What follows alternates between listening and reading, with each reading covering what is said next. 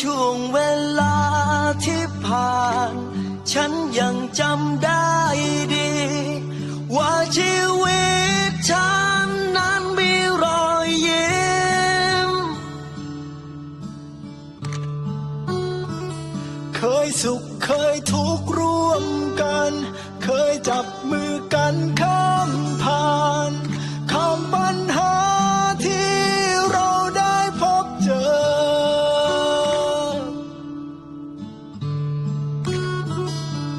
แต่วันนี้เราต้องไป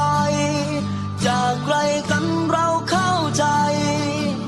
เราต้องมีฝันยังมีสิ่งดีๆเหมือนกันอาจมีน้ำตาสื่อความหมายแทนคำว่าร่ำลาจากกันเพื่อวันที่สวยงามแต่ความทรงจำที่ไม่เคยลบเลือนเพื่อนเอ๋ยยังอยู่ในใจฉันเวลาจากกันเรายังมีคำร่ำลา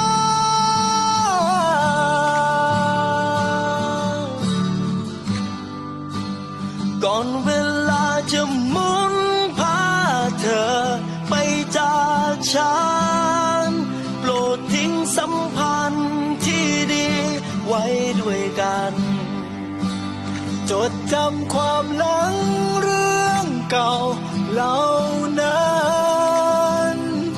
เราคือเพื่อนกันฉันคือเพื่อนเธอ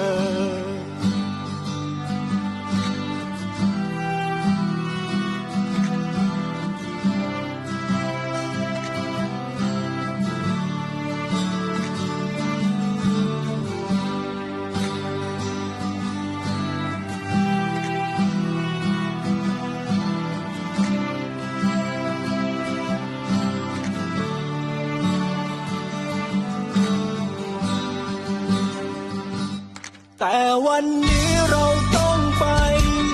จากไกล